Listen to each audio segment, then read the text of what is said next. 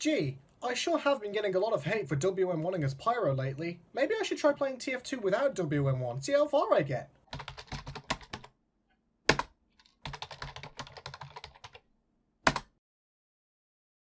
Oh yeah, now this is totally going to improve my gaming experience.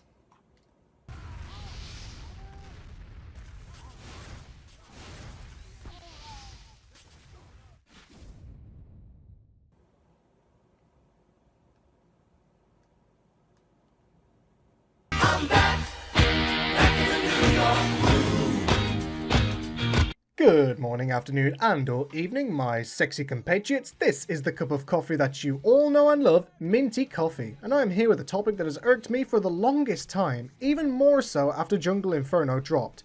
The Stigma to WM1 Pyros. You know the type. The 1 hour of game time Pyro, usually distinguishable by the noticeable lack of headwear, who tends to run headfirst at you with flames spewing in an unintuitively static direction, also known as WM1. This particular method of attack has garnered mean tier status of hate amongst the TF2 community, and I can't say it's for completely unwarranted reason.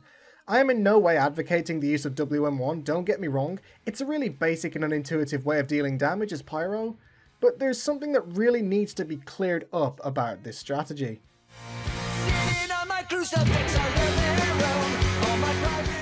Guys, this might be a shock, but Pyro's primary weapon is a flamethrower. How do you deal damage with this flamethrower? Or heck, most weapons in TF2 for that matter? You hold mouse 1. But simply holding mouse 1 easily gives your enemy the opportunity to get out of the range of your flames. How does the Pyro, or hell, any close range class circumvent this? He uses W to walk towards them to, you know, keep in the enemy's range and not let them escape. WM1 is how you play first person shooters. Without these two buttons, you're useless.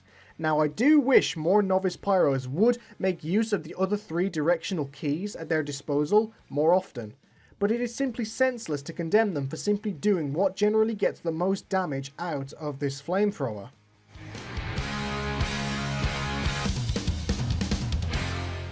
This is pretty simple really. People hate WM1 because it's easy to pull off and it's easy to die to. But at the same time, to anyone who's aware, a WM1 Pyro is one of the easiest things to kill in TF2 as practically any class. Good positioning as Scout, jostling with unpredictable rocket patterns as Soldier, backpedaling as Pyro, etc, etc. It's hardly the most difficult thing in the world to counter, yet people seem to want to get up in arms about the seemingly noobish way the enemy killed them rather than just admit to their own lack of awareness in that situation where they just died.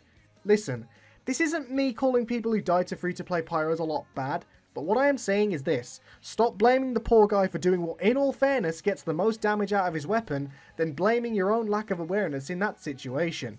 It's not that hard to kill him, but somehow he killed you instead. Think about that. To give his brief opinion on this matter, please welcome EthanFlysJr. You heard the man.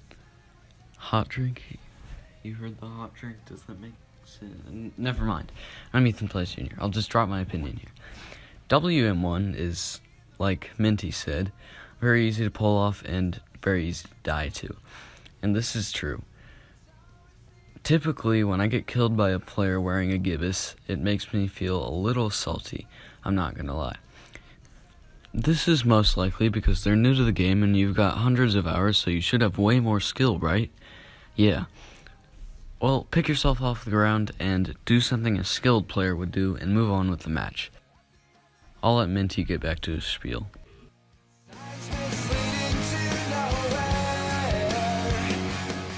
You know, something that really bugs me is the whole WM1 stereotype is never perpetuated against brain-dead heavies who keep revved up and walk forward into no man's land with no concern for their safety. It always seems to be attributed solely to Pyros because of how the stock flamethrower inherently requires less traditional aim than the minigun. But even so, especially with the new visual effects that have made flames far more consistent, you can't just look in a general direction to mow stuff down anymore, no matter how much the memes might tell you otherwise. To actually M1 effectively, you still have to aim, and you still have to track those flames and keep them aimed at the target you're trying to roast as part of a 5-course delicacy. And in my opinion, this is how the stock flamethrower needs to stay. It is an ambush style weapon that does not incorporate traditional aim, and unlike weapons like the scattergun that incorporate large amounts of burst damage at close range, the flamethrower's damage is a stream over time, hence why a pyro is no match for a heavy in a 1v1 frontal fight. Ultimately, what I'm going to say is that while WM1 is indeed a beginner's way of playing Pyro, and certainly not a method that I as an experienced Pyro would endorse, I encourage people to stop with the whole WM1 Pyro hate thing for a second and actually consider why it's so common amongst newer players. It allows for the Flamethrower's max damage potential to be utilised, and it is necessary for a Pyro to actually keep in their enemy's range, especially against skittery targets like scouts, who can easily keep out of your range already. Sometimes, it's simply better to just M1 a target down than puff and swap to your secondary to finish them off. What do you think? Think the hate to WM1 Pyros is completely justified? Think people need to pipe the fuck down? Please do let me know. This has been your favourite cup of coffee, and as always, I shall see you next time, my sexy compatriots. Bye!